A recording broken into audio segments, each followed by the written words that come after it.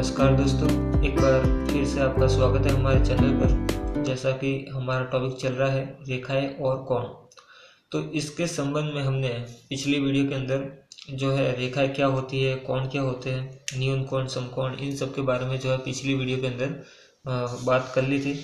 और हमारा जो टॉपिक है वो आगे आसन कोण क्या होता है तो ये भी अपन ने जान लिया था। दो पास पास वाले कोण आसन कोण होते हैं। और शीर्षाभिमुख कोण क्या होते हैं ये भी अपन ने जान लिया था कि ऐसी जब कोई दो रेखा एक दूसरे को प्रतिच्छेद करती है तो उनके आमने सामने जो बनने वाले कोण है वो शीर्षाभिमुख कोण कहलाएंगे और इनका मान क्या होता है, समान होता है। उसके बाद अपन ने जो टॉपिक छोड़ दिया था समांतर रेखाओं के मध्य कोण, यहाँ से अपना जो है टॉपिक आगे बाकी रह गया था, तो इसको अपन पूरा करते हैं, इसको समझने की कोशिश करते हैं। उससे पहले जो अपना कल का प्रश्न था उसको ले लेते हैं। तो कल का हमारा जो MCQ वाला प्रश्न था कि यदि दो संपूरक कोणों में 44 डिग्री का अंतर है तो उनमें से एक कोण कौन सा होगा, ये अपने को बताना था।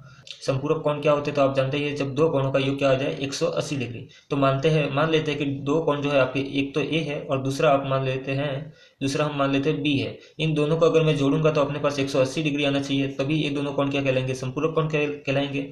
और जब दोनों का अपने पास योग 180 डिग्री है और अपने को दे क्या रखा है, अपने को अंदर सवाल में दे रखा है कि दोनों संपूरक कोणों में 44 डिग्री का अंतर है। तो मतलब इन दोनों कोणों में अंतर अपन ले, मतलब इन दोनों को अगर माइनस करेंगे तो आपके पास कितना आना चाहिए, 44 डिग्री आना चाहिए। तो यहाँ से मैं क्या करता हूँ, अपने पास दो समीकरण बन जाती है, पहली ये और दूसरी आपकी ये। तो यहाँ से मैं क्या करता हूँ, A का मान निकालो तो B को उधर भेजूंगा, तो A का मान क्या आ जाएगा, माइनस का B इस पक्ष से इस पक्ष में जाएगा तो प्लस का हो जाएगा, तो 44 प्लस B डिग्री हो जाएगा। अब ये A का मान मैं समीकरण 1 में रखूँ, A का जो ये मान है ये समीकरण अपन 1 में रखेंगे तो क्या हो जाएगा, 44 प्लस B प्लस B। ठीक है, यहाँ पर A का मान रख दिया और प्लस B तो था तो प्लस B ऐसे का ऐसे ही बराबर 180 डिग्री। अब ये B और B जोड़कर 2B हो जाएंगे और 44 यहाँ पर प्लस के उधर जाकर माइनस के हो जाएंगे। तो अब आपके पास आएगा 2B बराबर 180 माइनस 44। और यहाँ से आपके 180 में से अपन 44 माइनस करेंगे तो अपने पास कितना आ जाएगा, 136। यहाँ से अपन 2 को जो B के साथ गुणा में है उधर भेजेंगे तो क्या आ जाएगा भाग में, तो B बराबर 136/2 हो जाएगा। और यहाँ से आपके पास जो मान आ जाएगा 2 का अपन इसके अंदर भाग दे देंगे तो कितना आ जाएगा अपने पास 68। ठीक है, तो ये आपके पास आंसर आ जाएगा। तो इसलिए अपना आंसर क्या हो जाएगा, ये वाला आंसर हो जाएगा। तो आज का अपना जो MCQ प्रश्न है वो ये है और इसका आंसर आप हमें कमेंट कर भेजिएगा। तो चलते हैं आज के टॉपिक पे। तो समांतर रेखाओं के मध्य जो कोण है वो किस प्रकार बनेगा। तो यहाँ पर मैंने दो रेखाएं ले ली है, AB और CD, ये दोनों रेखा है। अब ये दोनों रेखाएं क्या है, आपकी समांतर रेखा है। समांतर रेखा का मतलब ये होता है कि दोनों रेखाओं के बीच में जो अंतर है वो हर जगह समान रहना चाहिए। तो जो दोनों रेखाओं के बीच में जो है डिफरेंस है वो समान रहना चाहिए, तो इसको अपन कहेंगे समांतर रेखा है। वरना अगर इन दोनों के बीच की अगर दूरी समान नहीं रहेगी तो ये समांतर रेखाएं नहीं होगी। अब इस रेखाओं को चाहे जितना आगे बढ़ा लो, ये कहीं पर भी एक दूसरे को कहीं पर भी काटेगी नहीं, मतलब प्रतिच्छेद नहीं करेगी। और अगर ये रेखाएं अगर समांतर रेखाएं नहीं है, अगर ये रेखा समांतर रेखा नहीं होती और आगे अपन इसको बढ़ाते तो एक दूसरे को कहीं ना कहीं प्रतिच्छेद करती।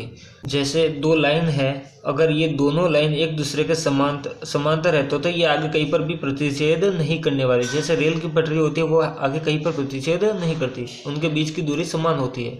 लेकिन अगर ये दोनों ही दूरियां, अगर दोनों ही लाइन अगर आपके समांतर नहीं है, अगर एक सीधी और दूसरी आपके ऐसी है, तो यहाँ पर जो डिफरेंस है और यहाँ पर जो डिफरेंस है वो सेम नहीं है। यहाँ पर दूरी थोड़ी कम हो गई है, यहाँ पर दूरी ज़्यादा हो गई है।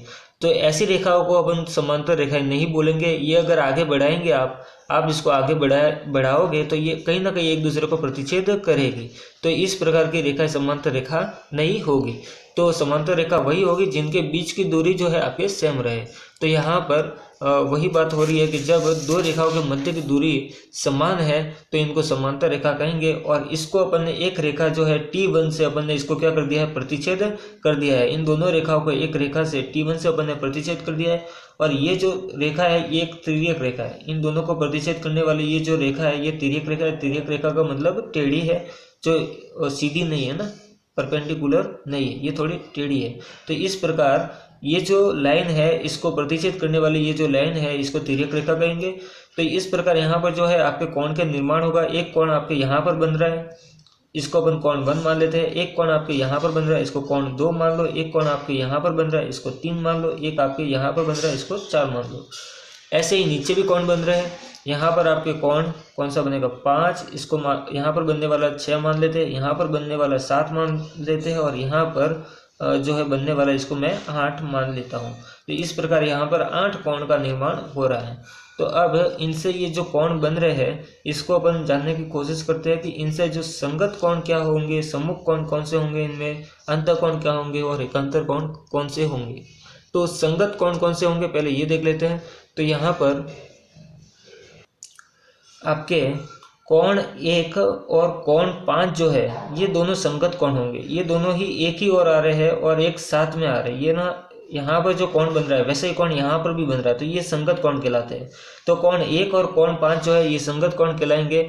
मतलब 1 का मान और 5 का मान, कोण जो 1 का मान है और जो कोण 5 का मान है, इन दोनों का मान समान होगा, ये कहलाएंगे संगत कोण। कोण 1 जो है और कोण जो 5 जो है ये दोनों आपस में बराबर होंगे, क्योंकि ये दोनों संगत कोण कहलाएंगे। ऐसे ही आपके कोण 2 है और कोण 6 है, ये दोनों संगत कोण हो जाएंगे। कोण 2 का जो मान होगा वही कोण 6 का मान होगा, तो ये दोनों भी आपस में बराबर होंगे। तो कोण 2 ये बराबर होगा आपके कोण 6 के। ऐसे ही आपके अगले आप ले लो, तो आगे कौन सा है, कोण 3 है। ये कोण 3 और कोण 7 ये दोनों बराबर होंगे, तो कोण 3 और कोण 7 बराबर होंगे। ये दोनों संगत कोण है, दोनों एक ही तरफ बन रहे हैं ना। तो इस प्रकार से जो कोण बनेंगे वो आपके संगत कोण होंगे। ऐसे ही कोण 4 और कोण 8 ये दोनों भी बराबर होंगे, कोण 4 और कोण 8, ठीक है। तो इनको संगत कोण बोलेंगे। कोण 1 और कोण 5, कोण 2 और कोण 6, कोण 3 और कोण 7 और कोण 4 और कोण 8। फिर अपन बात करते हैं सम्मुख कोण। तो सम्मुख कोण कौन से होंगे, यानी कि शीर्षाभिमुख कोण। शीर्षाभिमुख कोण या सम्मुख कोण वो होंगे जो शीर्ष के आमने सामने को हो। तो यहाँ पर ये शीर्ष है, इसके आमने सामने कोण ये है, तो कोण 1 और कोण 4 जो है शीर्षाभिमुख कोण है। तो मतलब कोण 1 है और कोण जो 4 है ये दोनों आपस में बराबर होंगे। जो कोण 1 का मान होगा वही कोण 4 का भी मान होगा, कोण 3 का जो मान होगा वही कोण 2 का मान होगा। तो ऐसे ही कोण 3 और कोण 2 आपस में बराबर होंगे। ऐसे ही आपके नीचे वाले में अपन देखें तो यहाँ पर भी आपके क्या सम्मुख कोण बन रहा है, कोण 5 और कोण 8 ये दोनों भी बराबर होंगे, ये भी आपके सम्मुख कोण हो गया। ऐसे ही कोण 6 और कोण 7, कोण 6 के सामने वाला कोण 7 है, तो ये दोनों सम्मुख कोण हो जाएंगे, एक ही शीर्ष के ऊपर है ना। तो इस प्रकार ये जो कोण बनेगा ये भी आपके सम्मुख कोण होगा और इन दोनों का मान भी आपके बराबर होगा। तो इस प्रकार सम्मुख कोण कौन से हो गए ये समझ में आ गया। अब अपन बात करते हैं अंतःकोण। अंतःकोण का मतलब अंदर वाले कोण।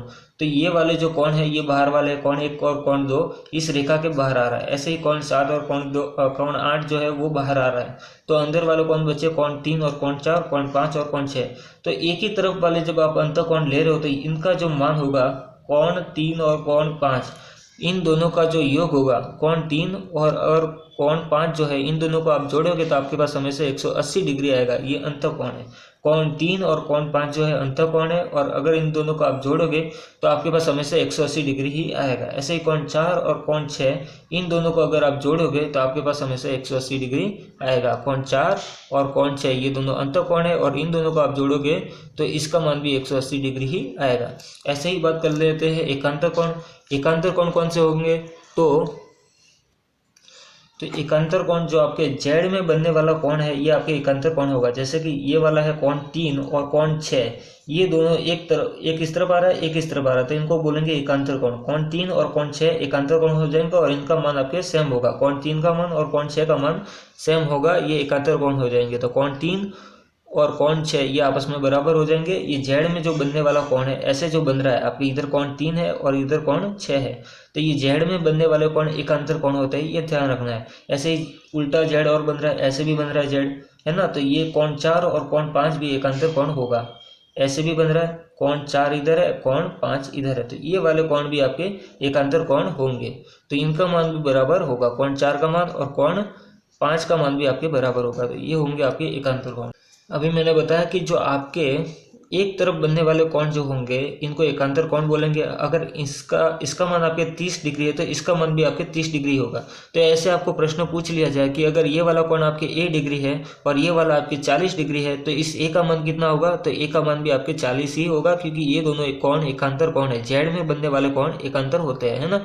ऐसे ही उल्टा भी दे दिया जाए, अगर आपके ऐसे बना हुआ है और इधर आपके लिखा हुआ x और इधर लिखा हुआ 30, तो इस x का मान 30 डिग्री होगा, क्योंकि ये दोनों भी एकांतर कोण है। तो इस प्रकार आपको ध्यान रखना है एकांतर कोण क्या होता है। तो इस प्रकार समांतर रेखाओं के मध्य कोण बनते हैं और ये आपस में किस प्रकार बराबर होते हैं ये भी आपको बता। तो इस वीडियो में फिलहाल इतना ही। ये रहा आपके लिए आपका MCQ वाला सवाल, इसको आपका आंसर भेजना है कमेंट करके।